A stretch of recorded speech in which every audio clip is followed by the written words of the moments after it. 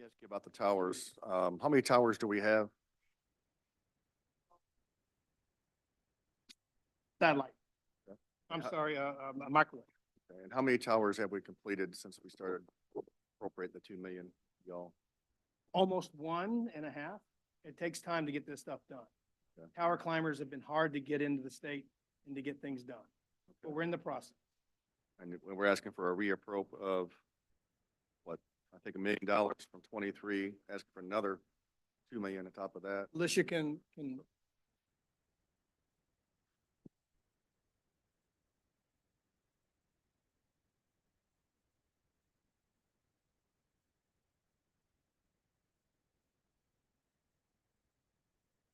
So why would we do 2 million for 25 if you haven't used all of the money up from before?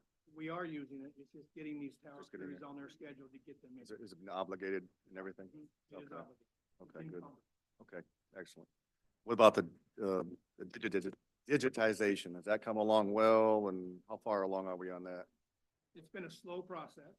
We have, well, I was gonna say, we just, seen over 4,000 titles this week to Atlanta to be, the most critical of the digitization, which is the film, the 1-inch film in those big canisters.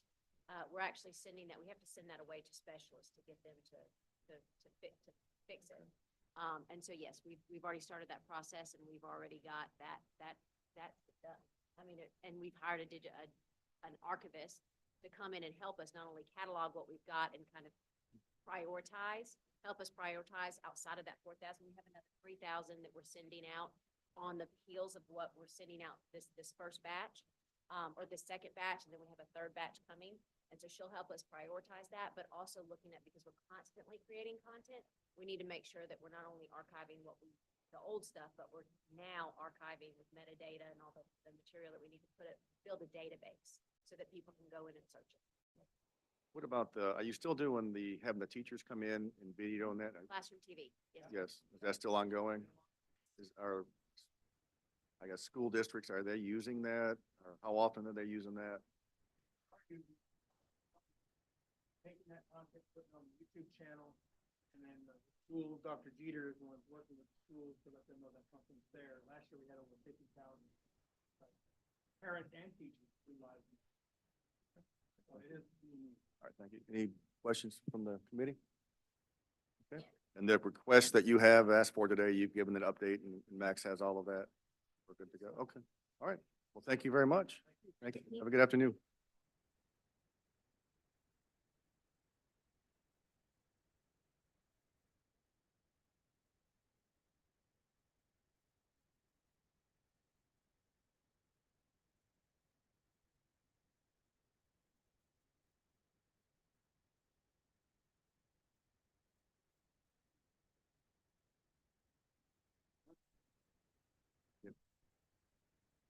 Okay, so we got Department of Education, if you want to come on up.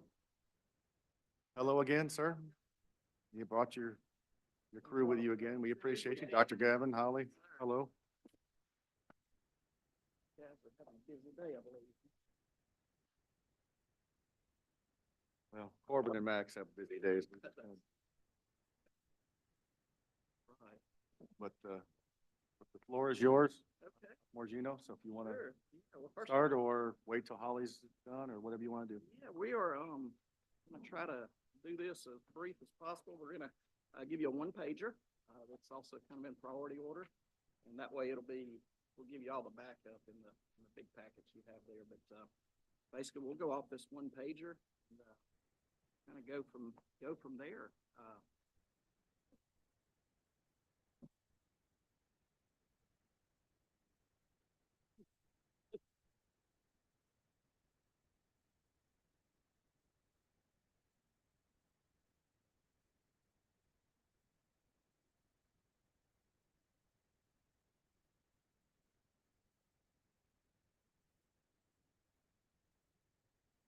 All right, so first of all, thank you guys for allowing us to be here. And okay, so number one is full funding of MAEP. Obviously, by law, we have to ask for that every year. So we obviously are asking for that. That would be right at $3 billion based on the ADA. I do want to say, as I told you the other day, Senator DeBar, thank you guys for the funding that you guys have given education.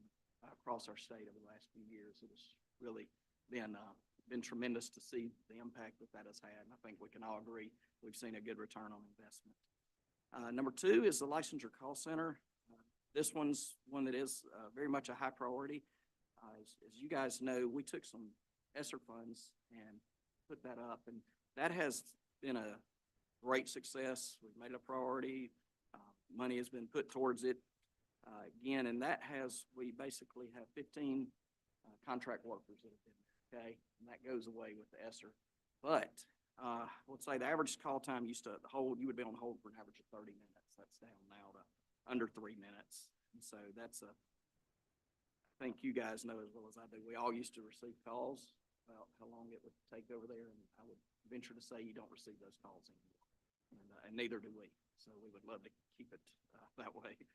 The school attendance officers, we have a 23.9% chronically absent student rate. That's where the kids are missing 18 or more days per year.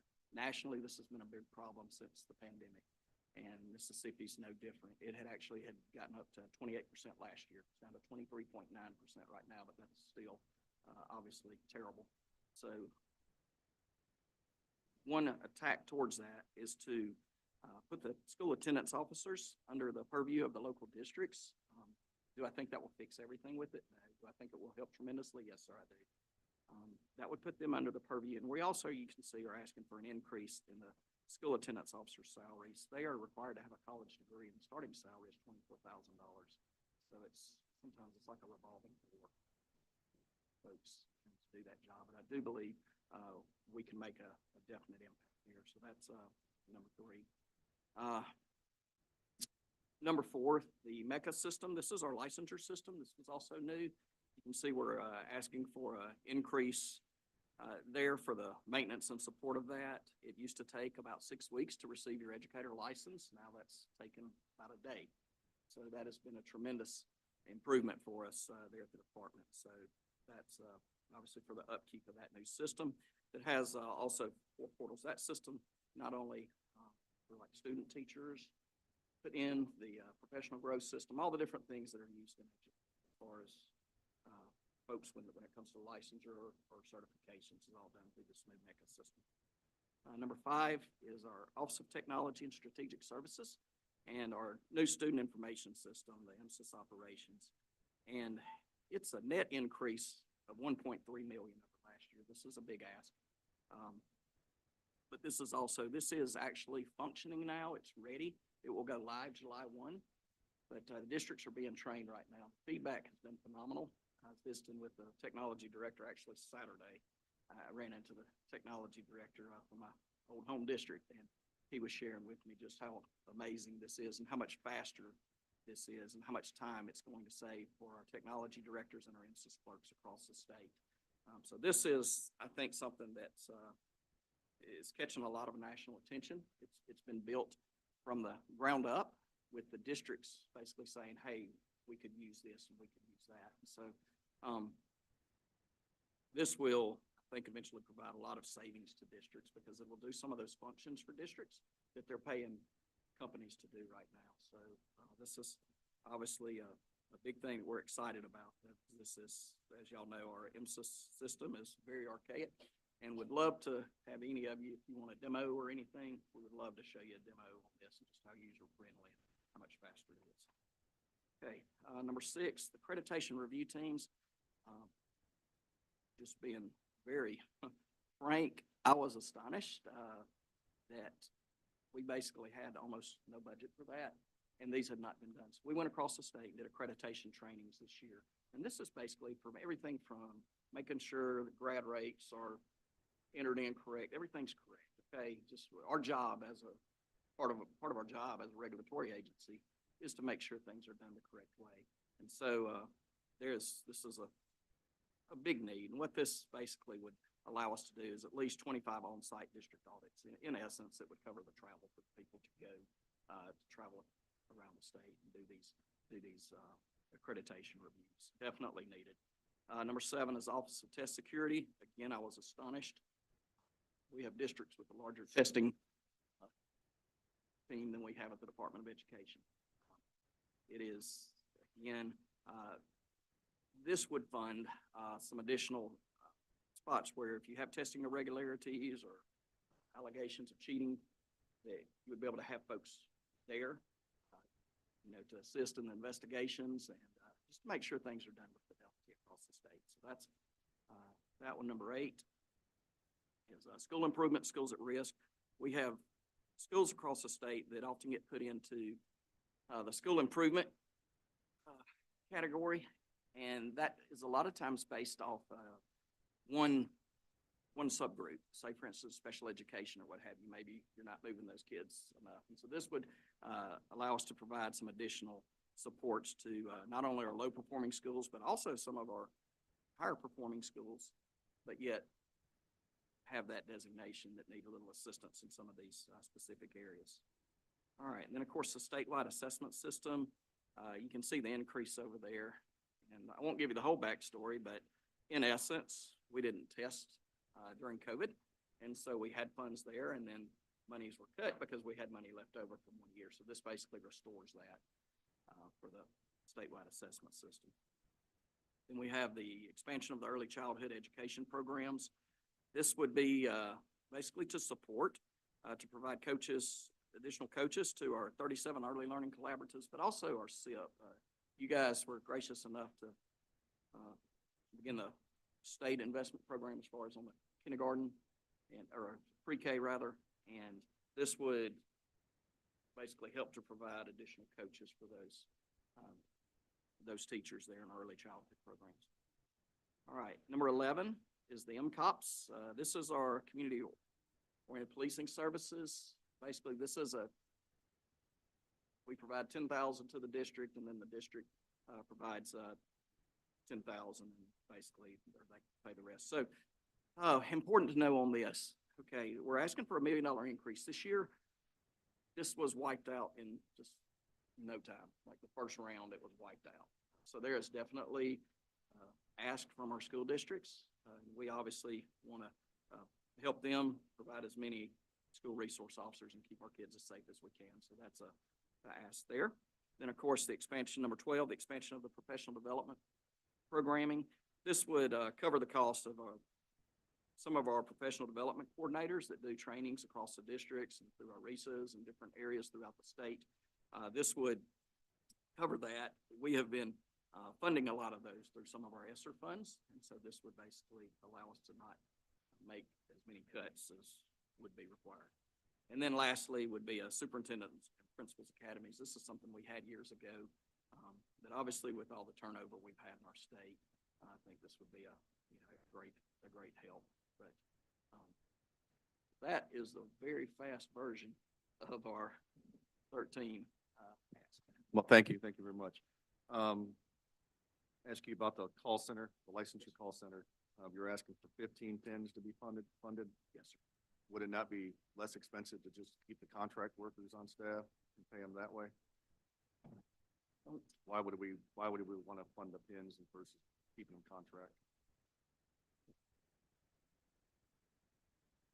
We would love to have them as permanent employees. Obviously, get more buy-in with them being employees, but this house we could keep the contract. Currently, we're on the contract with currently we're on the contract with a contract that's a temporary service, so we could certainly use the funds either way. If we didn't get the pins, we still need the funds. What's important to us is receiving the funding so that we can either hire them as employees or as contract workers. As long as you get funding for either contract or permanent employees, you're good with it. Yes.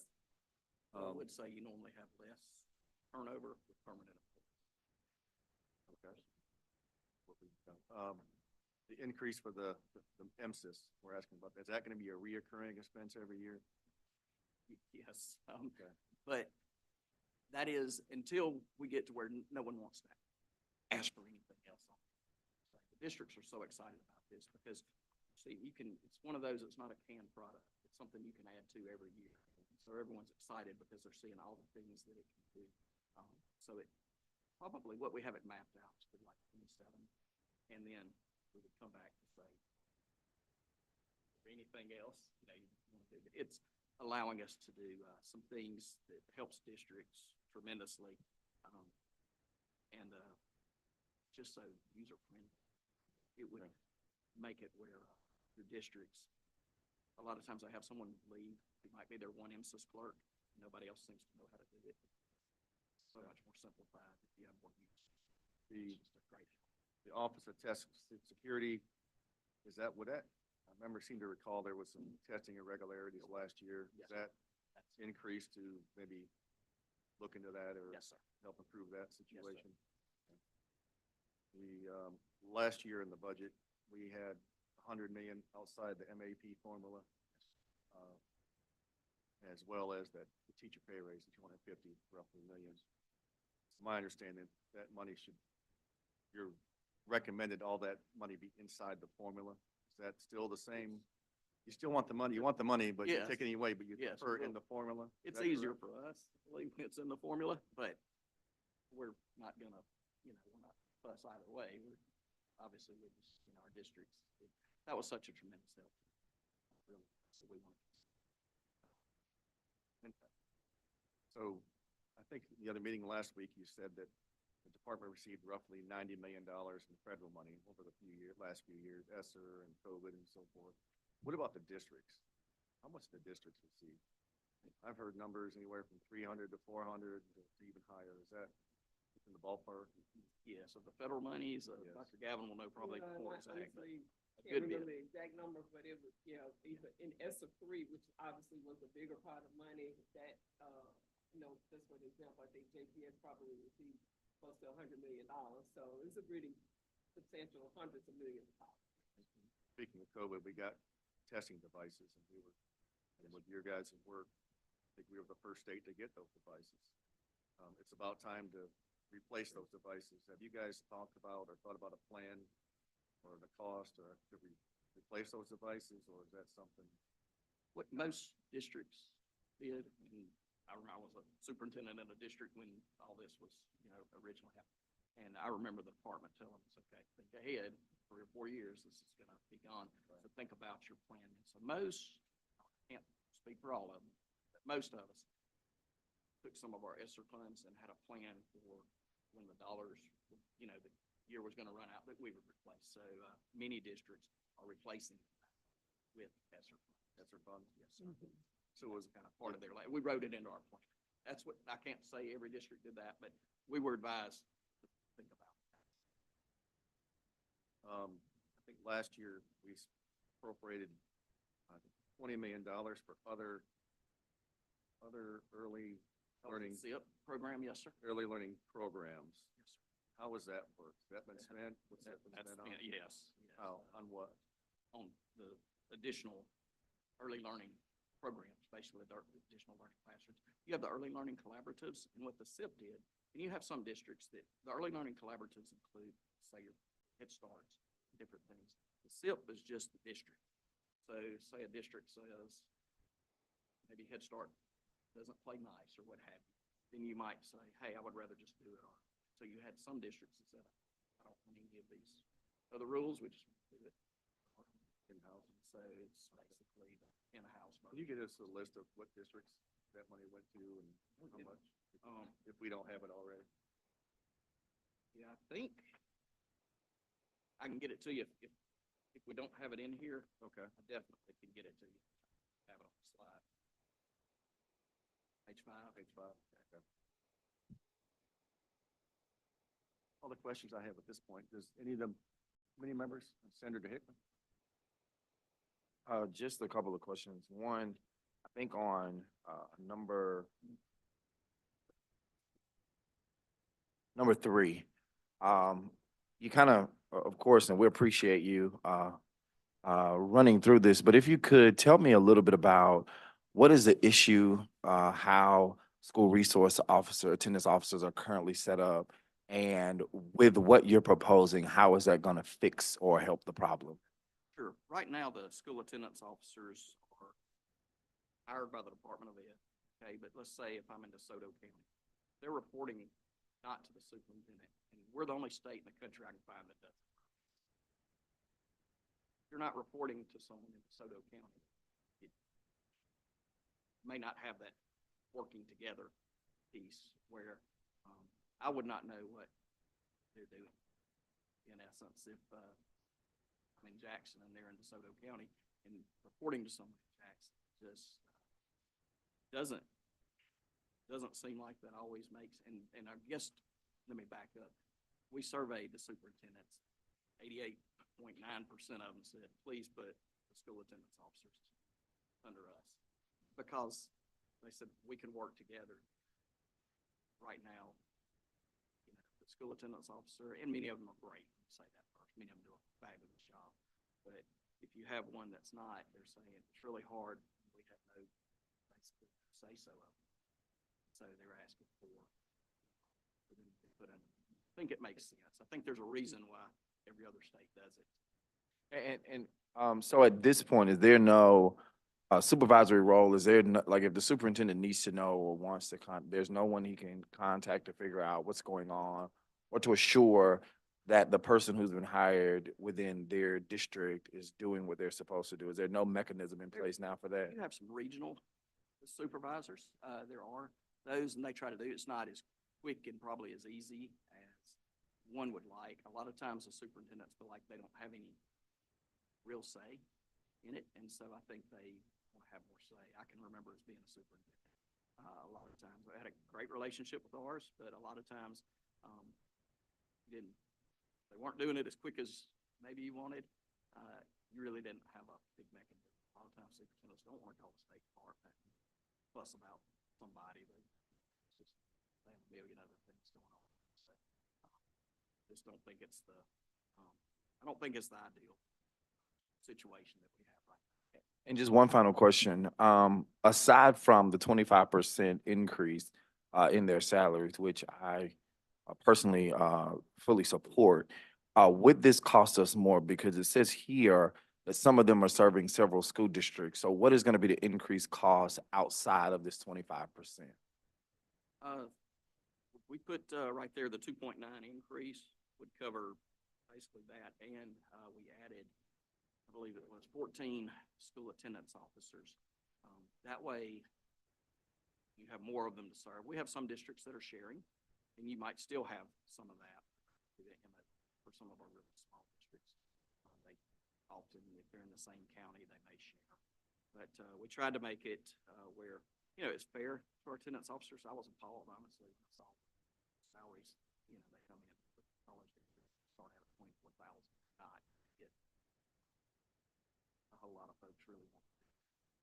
So this would bring them to 36, and we're talking 14 we're adding 14 at that increased salary. Yes, sir. Yes, sir. Thank you. And yeah, and that's just the starting salary. So obviously you have some that are making more, and also if you have an advanced degree, you get paid a little bit more as well, and years of experience also. So that's the starting pay. We're suggesting that 25% would also be for the starting pay as well as across the board increase for the existing staff. Well, that was gonna be my next question. The 2.9 that you requested, is that for the 25% raise as well as the amount for the existing staff? Correct. That would be across the board, 25% increase for current staff, and then increasing the starting salary by 25%. So that 2.9 also includes the 14 additional SAOs that you've asked for as well? Yes. Senator Robinson. Yes, thank you for your report, very clear, concise, and on point. But I did have one question because I do sit on the technology committee. I was curious about your Office of Technology and Strategic Services, and I wanted to be sure that we were taking advantage of the economies of scale and there were no duplications of services unless they were necessary. So can you tell me a little bit about what you do, and is there any duplication, and if it is it necessary? Well, we're hoping this MSIS 2.0, I think, is going to help tremendously with some of that. We actually have also received a grant federally to help do some of these things we want to do. For instance, school districts have said, well, wouldn't it be great if we could figure out our accountability stuff? Right now, they pay something to do that. That's something that we would build out.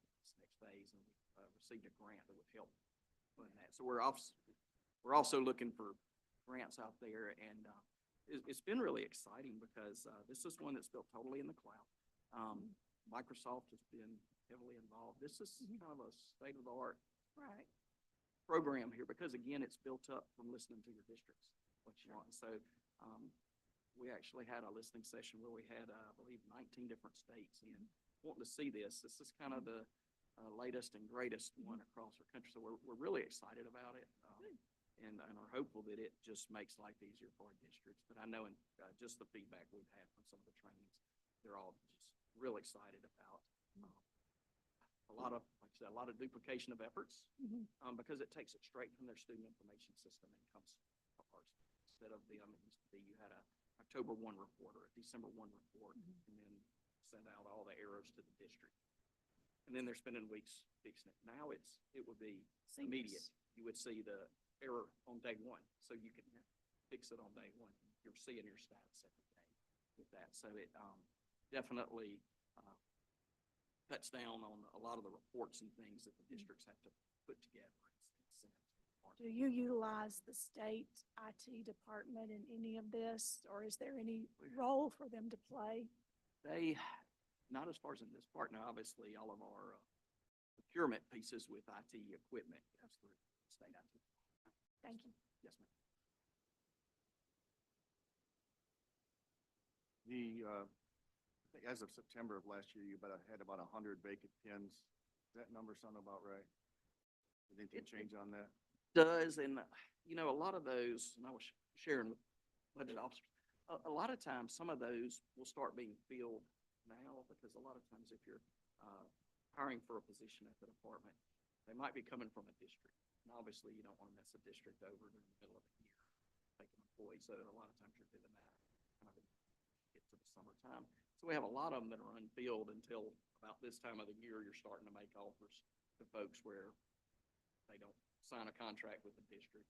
So you try to do that to, the last thing you want to do is go hurt a district in the middle of it. So you don't, so you just, part of this good business, you don't do that with folks. So I had Max, he compiled a list. I think you requested 51 new pins based upon your budget requests and so forth. You can fill those 51 with the existing pins that you have. Is that correct? Well, and a lot of the challenges, usually we don't have the money also to fill them. That's been the big challenge is not having the money there. The Department of Education, I've learned, is a big flow-through agency. As I've done with 0.69% of the money that comes into MDE stays at MDE. So that's only, I think, 24 million. I guess to put it into simple terms, when I was superintendent at Pearl, we had around the same, we had close to 500, 600 employees, and we had a $40-something million budget. Here at MDE, you have pins for that, but you have a 24. So can't afford all those. You have them, but you may not be able to afford them to do that. So that's kind of a challenge. And thus, if you go to one of those last pages, we did ask for a little increase for just the operations of the department. I've been quite surprised when I came in to see that, but obviously we want to take care of our school districts first. Absolutely. So am I correct in saying that you have roughly 100, 107 vacant pins?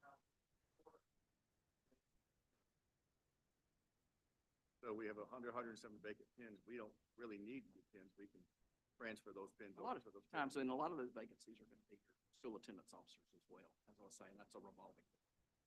So I would say probably. I would certainly like to see that list of pins that Max has on his back Yeah. pocket before we answer that question. Yeah, but It came from STB.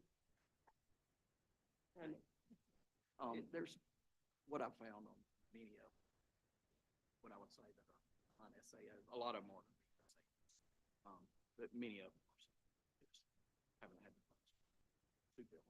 Right. Yes, we can. Maximum is great with us as far as he is the section.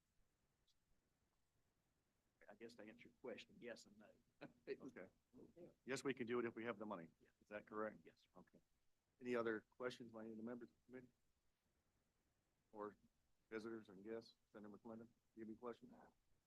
Thank you, Mr. Chairman, for allowing me to sit in, and sorry I was late. You may have already covered this. My question is lottery money. Is that in your budget? How do you estimate that, if it is?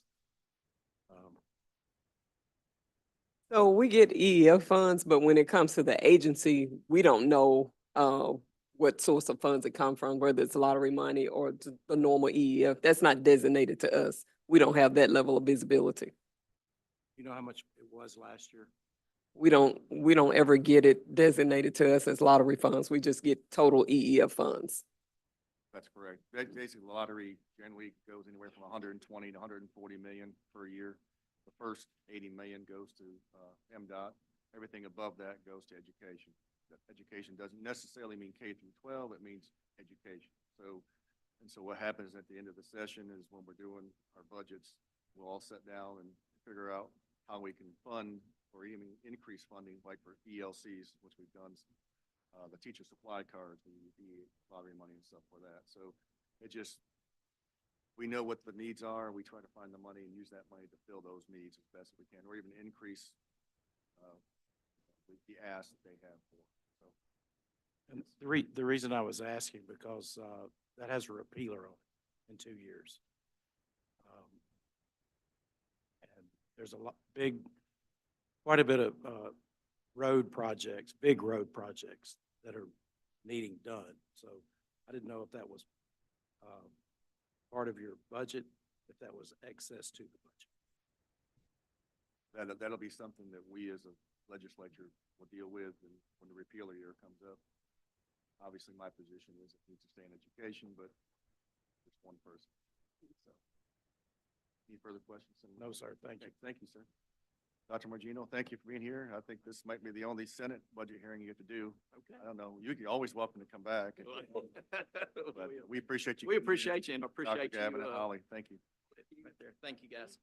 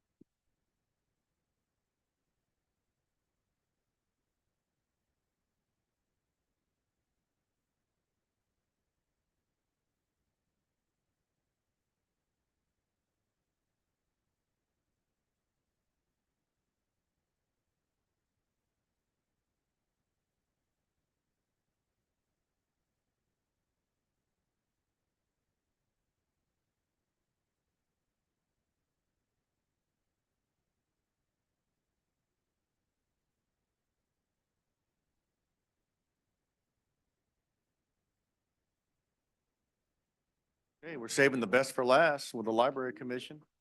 We appreciate you all being here.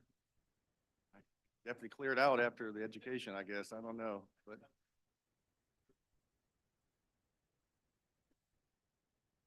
All right, meeting adjourned. Absolutely. Thank you. The floor is yours, sir. Appreciate it. Thank you for the opportunity. I want to introduce three staff people that are with me. Jennifer Lena, who is here, she is our deputy director. And then out there in the audience, for some reason, we have our two bureau chiefs. Administrative Services is Lynn Burris, and for Library Services is Tracy Carr. As always, we thank you for the opportunity to talk about libraries. It is important to us. We do more than most people understand or know. It's just little things that we do. One I would give you as an example. We applaud that the education graduation rate's up to 89%. We applaud that because we're part of that. And in the summertime, when school's not in session, but they continue to have reading assignments and homework assignments between grades, it's the public library where they're going.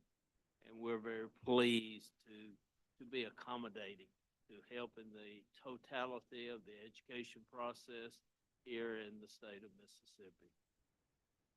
We distributed a sheet that pretty much breaks down our budget and talks in terms of what we need, what we don't need, and we need everything, so there's no discussion of don't needs.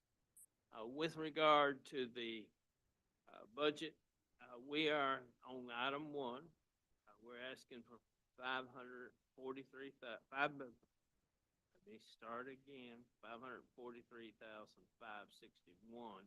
in salary authority.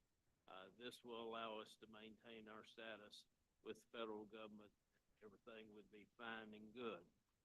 I have watched on YouTube some of the presentations, so I know that there's going to come a question about salary progression. And we would just go ahead and answer that question if that will be fine. In our case, we only received $53,000, so it wasn't big money. We had some people that had received a raise right at the end of 2022. And we took the rest of the salary progression money and divided it out, and everybody got something, an exception being those that were under a disciplinary status. But all good employees got it across, divided between the 2 years, and it was an amount of approximately 5% per employee. Moving back to our sheet, we're also talking in terms of $477,122 that our request is our budget request, and this gets 3 head counts back in. We lost 2 last year. We lost them at the time of the year when, unfortunately, the accounting was done about positions. Who do you need, who do you not? We have a lot of difficulty recruiting master's degree librarians in our state, and we continue to work very hard on that. When we lost 2 positions last August, one of them was a position that had been open for approximately 6-7 months because we couldn't find a master's degree person that would come and work in the position that we have. That is an ongoing problem for Mississippi. It's hard to recruit from out of state because more and more we are finding that people cannot afford moving costs. And of course, like most state governments, we don't pay moving costs. So it has to be an attractive enough offer to make somebody to move. Even a short move from a sister state, Louisiana, Tennessee, Alabama, etc., can be costly. So Penske trucks don't run cheap. So With regard to the staff, we're asking for an extra position beyond those two.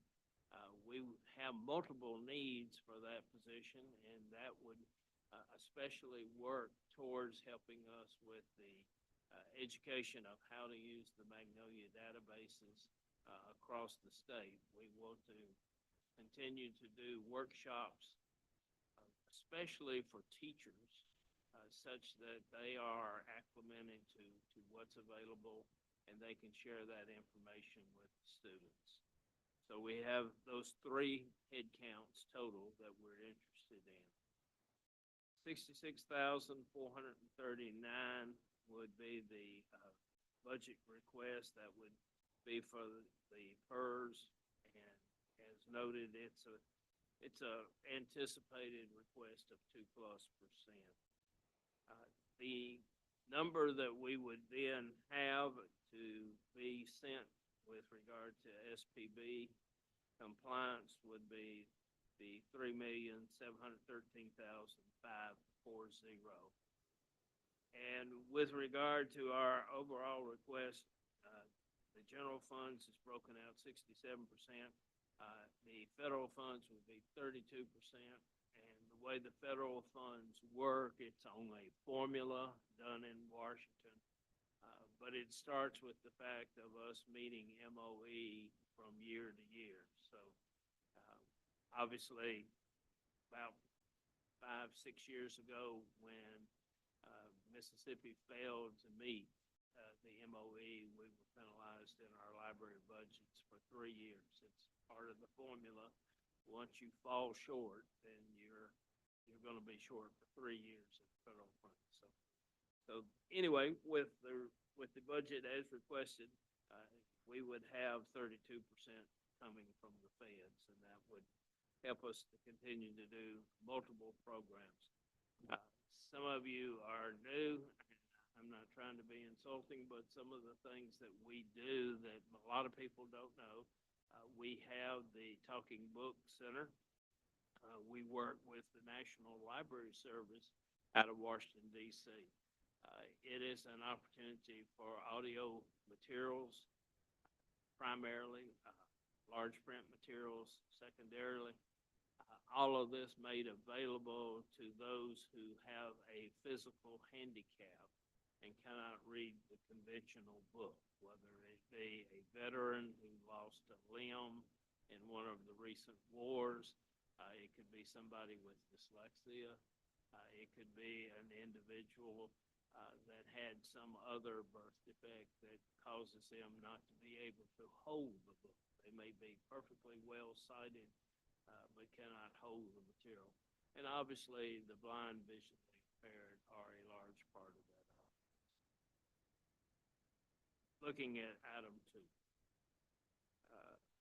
Additional $204,600. This is for the health insurance for public library employees. As always, we give the site there because a lot of people don't know about this, but it was put into effect quite some time ago.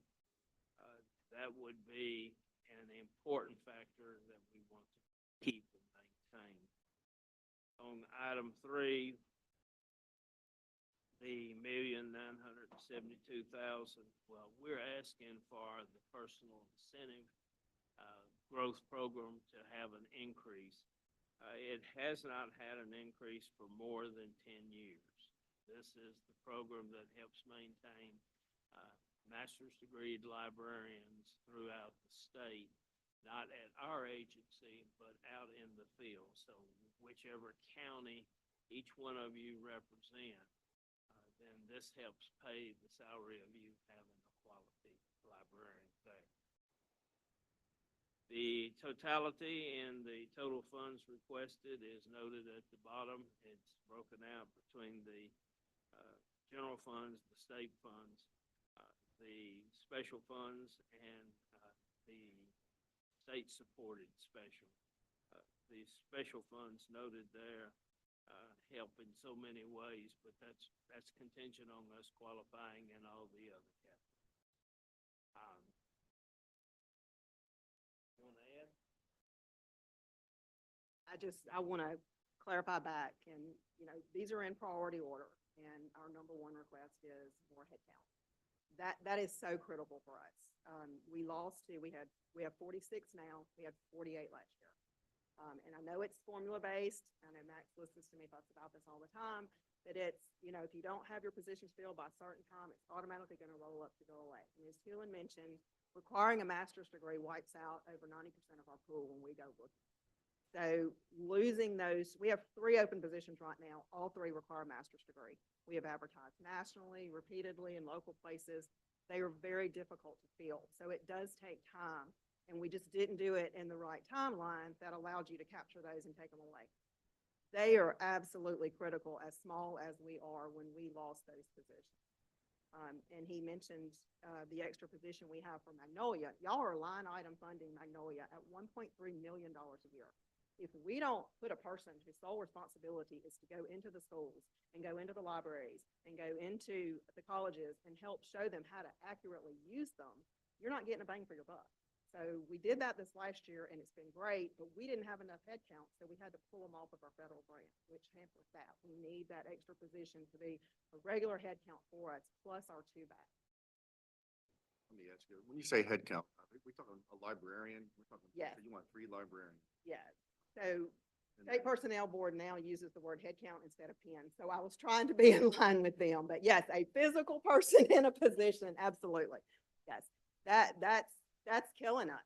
I mean, we really need those staff back, and I know. So you're asking for the 3 librarians, but I also understand you're asking for like a public relations specialist, a project officer. The total of 3, that includes the public relations and the So special the one and the 3 is library. those 3. I need 3, the 2 we lost and the 1 additional one. Right. So that would put us at 49 rolling into next year. That is just so critical for us. And as you notice the breakdown in line item 1, we are asking for the 543, 561. That's authority and funding. But if you go down, part of that is federal funds. So that's why I just need you to give us the authority. In actual cash, I'm only asking you for 366, 674. And that's to fill those 3 positions, as well as do any of the title change and progressions, which I know y'all will eventually have a formula for that as it rolls out. But all of that together, I'm still only asking you for 366 in actual general funds. But I need that authority to use the federal funds also.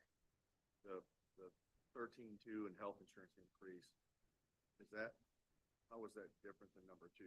Is that for new So, employees or something? 13.2 is for our MLC employees, and I know y'all always do that every time there's a health increase, but we just want to make sure we're asking for it. And then we point out in number 2, we are the only agency that's required to pay health insurance to outside entities. So it doesn't just affect those that are state employees. We need that extra funding as well to be able to go. So that's it's a $200,000 increase above before, is that correct? Above, Additional, yes. all the state librarians? Okay. A lot of people don't know about 25, 15, 15. Then when you mention and talk about that, they say, what? No, nobody does that. We've Well, always we gotten do. it, but one year it got left out and it hurt us really bad. So we will bring that to your attention every time there's an increase in that. Yes, I just can't emphasize enough, like all of, our number 1 priority is those headcounts and the funding to go with it. We are literally in a critical phase. And that grant program in number 3, is that for librarians only? How does that money get distributed? Is there a formula? It's formula based. Formula. There's a base amount and then the remaining amount is by population.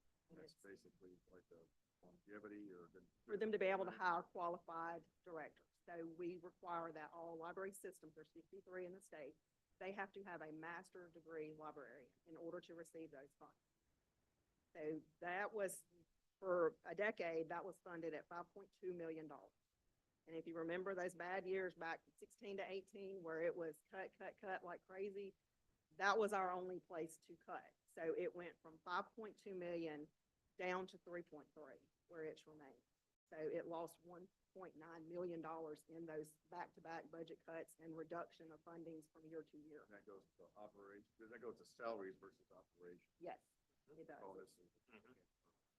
Again, assuming it's meant that they have to hire a master's degree librarian so that they have a qualified individual over the system, and then for their staff that are in there. And that, that reduction has caused a lot of, problems with libraries not having enough staff because they don't have as much funding. So you're reducing hours in some of your rural areas that need them the most. So we always will ask for an increase in that so we can get it back up to where it was. Any questions by the members of the committee? Senator Robinson. Thank you. I just have one question. You talked a lot about master degrees and difficult to find. Is that a self-imposed rule, or is it by statute, or? It is. It's our It is requirement, required. yes, just to make sure, again, that we have qualified individuals, responsible for the library systems. Now, it's just the director. You do not have to have the master's degree for other levels unless those systems implement that rule internally as well.